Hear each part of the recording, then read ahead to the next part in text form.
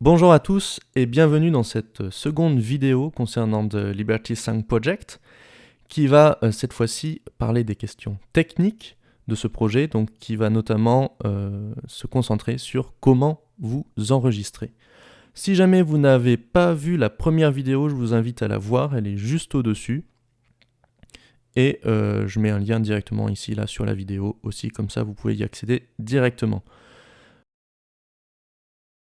Donc première partie, d'abord le website. Donc sur mon site, aportednote.fr, vous avez un onglet The Liberty 5 Project, en haut à droite, qui vous permet à tout moment d'aller sur ce projet. Vous allez tomber sur les deux vidéos et sur ces trois liens qui vous emmènent vers des pages. Donc ces trois liens qui s'appellent présentation, ressources et état d'avancement. Alors, la page présentation, c'est quelque chose qui reprend ce qui a été dit dans la première vidéo, donc avec un peu plus de détails. Donc c'est si jamais vous avez des questions, que vous voulez en savoir un peu plus. La page ressources, c'est une page très importante où il va y avoir tout ce dont vous avez besoin pour faire votre enregistrement. Donc notamment le fichier son guide ou prémix, ça va être le fichier son tel qu'il est aujourd'hui, c'est-à-dire que je le mets régulièrement à jour. Dès que je vais recevoir un enregistrement, je vais mettre l'enregistrement dedans. Pourquoi je fais ça? C'est pour que chacun puisse entendre ce qui se passe autour et que chacun puisse être le plus raccord possible. Donc j'ai fait un fichier son où il y a déjà une partie de ukulélé, une partie de flûte au début, une partie de chant. Probablement que je ne garderai que ma partie de ukulélé et le reste sera remplacé par les enregistrements que vous aurez fait. Donc il y a deux manières d'utiliser ce son guide selon le matériel que vous allez utiliser. Donc vous voyez que vous avez un encadré pour pouvoir jouer le son directement sur votre navigateur, mais ça pourra peut-être poser des problèmes si vous enregistrez et lisez le son sur le même appareil. Et c'est pour ça que je vous ai mis un petit bouton télécharger en dessous qui vous permet de télécharger l'extrait audio pour le mettre sur votre appareil et pouvoir le lire en arrière-plan. Ensuite, vous avez donc les paroles, si jamais vous voulez chanter. Et vous avez en dessous les autorisations de diffusion, je vous rappelle, qui sont très importantes, sans lesquelles je ne pourrai pas diffuser le mix final. Donc enfin, on a une page d'état d'avancement. Donc qu'est-ce que c'est que cette page? Ça va être une page où vous allez pouvoir voir où en est le projet, quels enregistrements ont déjà été faits. On voit qu'il y a déjà eu quelques parties qui ont été faites par Monsieur Fichet à la clarinette basse et par Inès au violon notamment. Et qu'est-ce qui est prévu? Donc qu'est-ce que j'ai prévu notamment pour certains niveaux? Qu'est-ce que les professeurs m'ont promis? Qu'est-ce que nos amis musiciens m'ont promis également? Donc c'est un endroit où je vais mettre l'état d'avancement du projet, toutes les informations que je peux avoir. Ensuite, étape importante, préparer l'enregistrement, presque autant important que l'enregistrement. Alors, je vous avais dit que je vous dirais comment se filmer sans être identifiable. Donc, il y a plusieurs solutions qui sont utilisées. Deux principales solutions. La première, ça va être de se déguiser avec suffisamment d'éléments pour être méconnaissable, donc que ce soit perruque, lunettes de soleil ou autre. Et la deuxième possibilité, ça va être de mettre son visage hors champ de la caméra, c'est-à-dire de faire en sorte qu'on ne puisse pas voir votre visage. C'est quelque chose qui est par exemple très utilisé par les percussionnistes et les guitaristes, c'est-à-dire qu'on voit juste les mains sur l'instrument.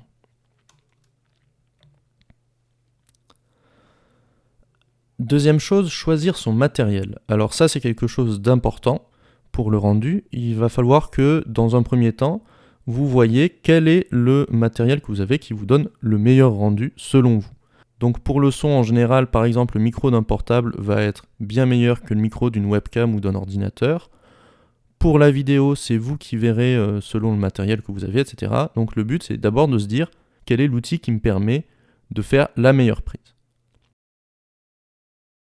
Il va falloir faire attention si vous voulez faire une participation sonore ou sonore et visuelle.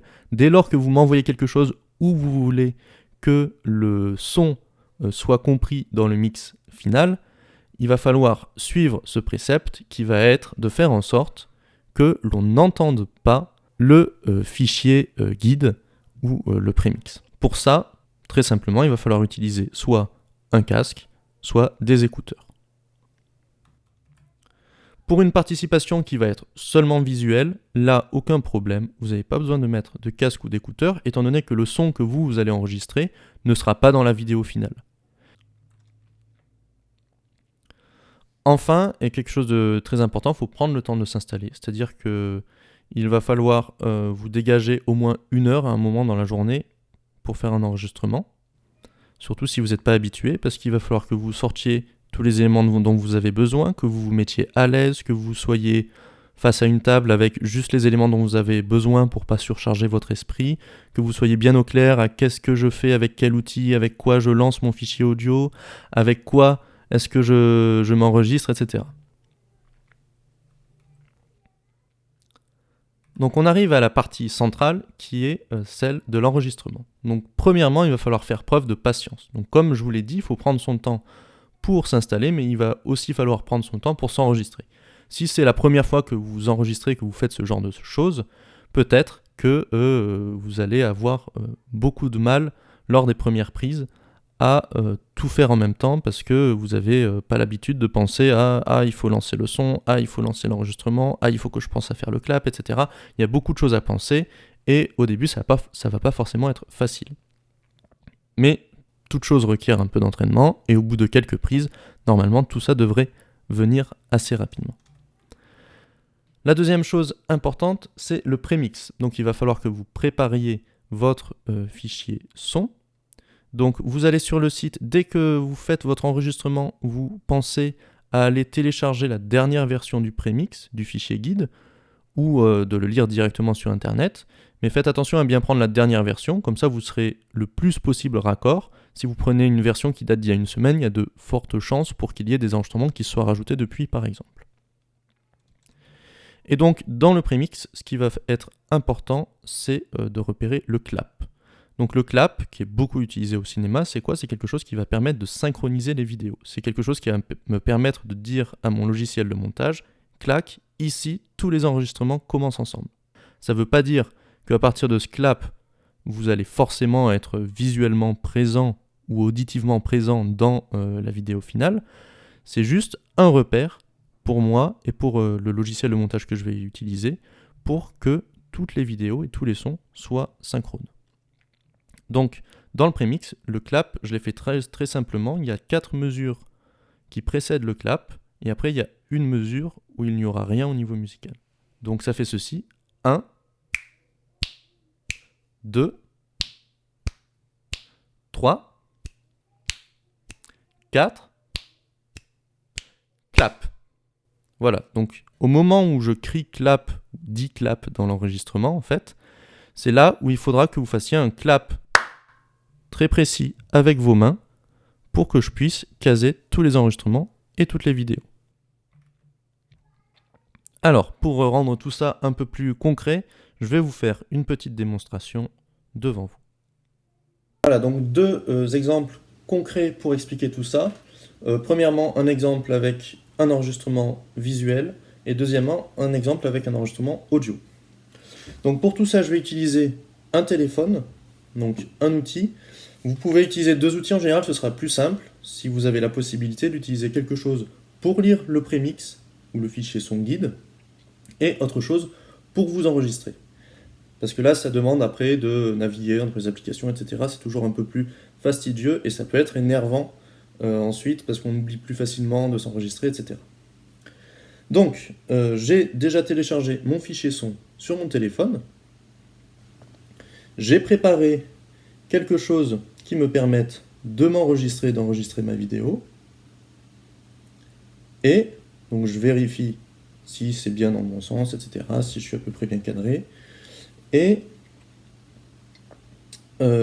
surtout, j'ai pensé, étant donné que je suis sur un téléphone, à me mettre en mode silencieux pour pas avoir des problèmes de notification, d'agenda ou autre, premièrement. Et deuxièmement, de me mettre en mode avion pour pas avoir un appel d'un ami ou autre chose qui vienne me déranger sur l'écran. Donc voilà, ça c'est vraiment quelque chose à faire pour éviter le moment où on a la prise qu'on pense être la bonne et où finalement on a notre meilleur ami qui nous appelle. Donc voilà pour ces préalables. Donc on va commencer tout de suite avec une prise visuelle. Donc j'ai envie de faire une prise visuelle, j'ai fait des dessins. On va dire que j'ai fait des dessins pour illustrer cette chanson. Et j'ai envie de les faire passer et j'ai pas envie qu'on voit ma tête sur la vidéo finale. Donc deux choses. Du coup, moi, je vais faire attention quand je vais faire passer les dessins au moment où je veux que mon enregistrement soit présent dans la vidéo finale. Je vais faire attention à ne pas montrer ma tête, forcément. Et je vais envoyer dans mon mail, quand j'enverrai mon enregistrement, j'enverrai bien une précision comme quoi je ne veux pas être visible, que mon visage ne soit pas visible dans la vidéo. Chose très importante. Donc, dès lors, il n'y a pas de souci si on vous voit sur le clap ou à un autre moment, etc., parce que vous êtes en train de préparer des choses ou de chercher une peinture, je ne sais pas où, etc. Il n'y a pas de souci. Dès lors que vous me dites il ne faut pas qu'on voit mon visage, je couperai tous les endroits où on voit votre visage. Il n'y a pas de souci. Par contre, j'ai besoin à tout prix de ce clap qui me permettra de vous synchroniser avec les autres. Donc, petite démonstration, on va dire que j'ai envie de lancer ces dessins à partir du premier couplet. Donc, je lance mon fichier son. 1, je lance mon enregistrement. 3, 4. Je fais mon clap. Et je me prépare. Vu que j'ai dit que je voulais passer sur le premier couplet.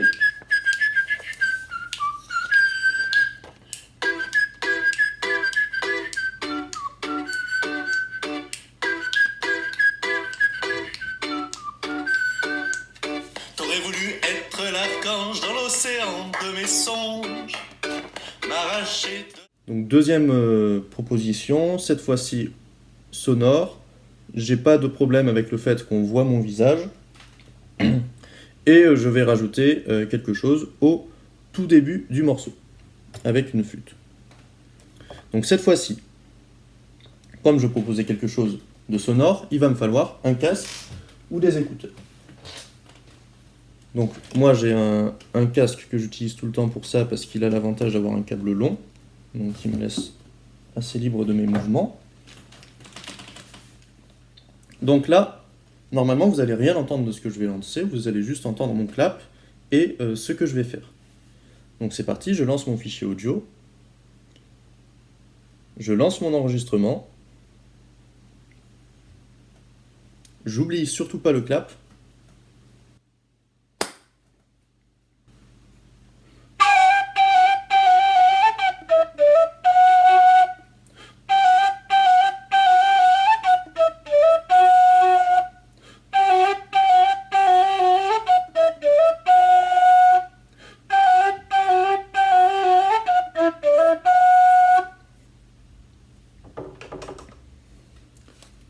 Voilà.